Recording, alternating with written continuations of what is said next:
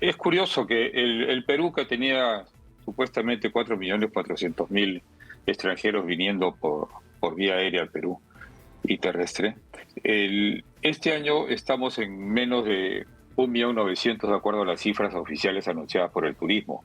Eso equivale a las cifras que también anuncia Panamá. Panamá ha hecho un estupendo trabajo de recuperación del turismo, cosa que acá todavía no se realiza. Colombia está haciendo un trabajo fantástico de recuperación del turismo, Exitosa. superando también a lo que tuvieron el año 19. Ahora sí estamos conectados con José Keckling. Muy buenos días, José. Buenos días. Gracias por el interés que tienen ustedes en este importante tema que es el turismo y los efectos de las circunstancias actuales que afectan el presente y el futuro. ¿Qué es lo que es decir, ustedes fueron uno de los sectores más golpeados por la pandemia y se veía con optimismo el inicio de la recuperación, que iba a ser difícil, que iba a tomar tiempo, ¿no es cierto?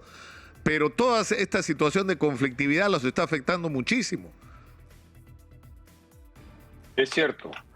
El- es curioso que el Perú, que tenía supuestamente 4.400.000 extranjeros viniendo por vía aérea al Perú y terrestre, este año estamos en menos de 1.900.000 de acuerdo a las cifras oficiales anunciadas por el turismo. Eso equivale a las cifras que también anuncia Panamá. Panamá ha hecho un estupendo trabajo de recuperación del turismo, cosa que acá todavía no se realiza. Colombia está haciendo un trabajo fantástico de recuperación del turismo, Exitosa. superando también a lo que tuvieron el año 19. Acá seguimos en supervivencia. Sigue el sector turismo en una situación precaria que no permite la reactivación y menos la consolidación, el salir a competir con el mundo. Estamos en una situación aún difícil, muy difícil para muchas empresas, y empresas hablamos de las pequeñas empresas que son la mayoría en turismo. Claro, digamos, dentro del mundo, es decir, en general el mundo del turismo ha sido afectado, pero quienes más han sentido la pegada son las pequeñas empresas, muchas de las cuales simplemente han tenido que cerrar. Ahora, el tema es, José, ¿qué es lo que hay que hacer? Es decir, ¿cuáles son las tareas que hay, no? Porque estamos como a la defensiva Sí, y reaccionando, pero es como que me da la impresión a veces como que no tuviéramos un plan de qué es lo que vamos a hacer para que el turismo sea lo que podría ser en el Perú. exactamente. ¿Qué cosa es lo que podría hacer el turismo? Es ser como en otros países, ser como en el resto del mundo. La media en el resto del mundo nos dice que el Producto Bruto Interno global, total, es el 10%, que es el sector que más inversiones captaba. Es el sector que proveía el 10% de el empleo. En el Perú calculamos que estamos en 3.4 más o menos. O sea, 4 contra 10, estamos jalados. Con todos los buenos actos que se han realizado en el Perú, actos desde la época de Juan Velasco Alvarado. Fue uno de los pocos sectores que recibió incentivos tributarios, porque se Exitosa. entendió desde entonces que el turismo captaba divisas, y eso en cuanto a atraer a la gente de afuera, y en cuanto a la gente de adentro, nosotros que viajamos dentro del Perú, es un elemento cohesionador de amistad, de peruanidad, de vivencias entre nosotros para esa unión que requerimos para salir adelante como país. Lamentablemente, se han pasado muchos años, estos últimos años han sido años de acumulación de circunstancias negativas, tantas que hacen ya una situación negativa. Y esa situación negativa requiere un golpe de timón, requiere que efectivamente haya una mejor unión entre el sector público y el sector privado. El sector privado es el que provee el empleo directamente. Claro, El sector privado es el principal. José, tenemos que interrumpir. José, no sé si me escucha. Tenemos que interrumpir un momentito, por favor, porque tenemos que ir a la pausa. Estoy obligado a ir a la pausa a las 9:30 y regresamos inmediatamente, porque yo tengo una pregunta que le dejo en el aire. ¿Qué tenemos que hacer para llegar a lo que es España? Que en septiembre ya pasaron los 55 millones de turistas este año. 55 millones de turistas hasta septiembre. ¿Qué hay que hacer para ser como España? Vamos a la pausa, por favor. La voz de los que no tienen voz. Estamos conectados con José Keklin de Canatur, de la Cámara Nacional de Turismo, que nos ha dado cifras penosas sobre la situación del turismo. Habíamos llegado a superar los 4.400.000 turistas. Estamos en 1.900.000 según las proyecciones. Cuando en España, hasta septiembre de este año, habían ingresado 55 millones de turistas, casi 56 millones. En España se ha logrado en algún momento, que me parece que fue el año 2019, me corrige por favor, Keklin, si fallo, de superar los 72 mil millones de euros de ingresos por turismo. Y la pregunta que me hago yo es por qué en un país donde hay playas, donde hay historia, donde hay ruinas, donde hay Amazonía, donde hay volcanes, donde hay Colca, donde hay Machu Picchu, el lago Titicaca, por Dios, me paso media hora y no me alcanza el tiempo para hacer la lista, Keklin.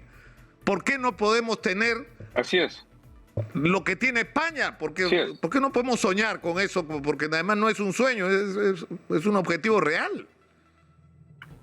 Vamos a trasladar esa pregunta al ministro de Economía, Koos Burneo, con quien estuvimos los presidentes de gremios hace pocos días, en una reunión inusitada en que el ministro llame a los presidentes de gremio a que expusiera él su opinión de cómo debe manejarse el Estado, cómo debe ser el futuro, y a escuchar a uno por uno y responder a uno por uno. ¿Qué cosa nos dijo el ministro de Economía?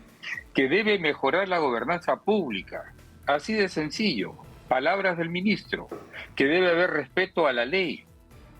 Que nuestro crecimiento debe ser al 6%, que puede ser al 6% para que en 7 años tengamos una situación como la que tiene México. Palabras del ministro. ¿Qué hacer para estar como España?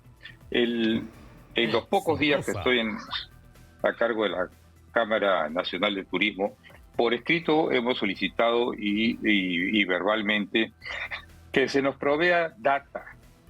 Sin información es muy difícil trabajar. Pedimos data del MINCETUR, data de la SUNAT, la data que normalmente maneja el Estado, que también la podamos manejar nosotros para entender a nuestra manera qué cosa es lo que está pasando en el Perú.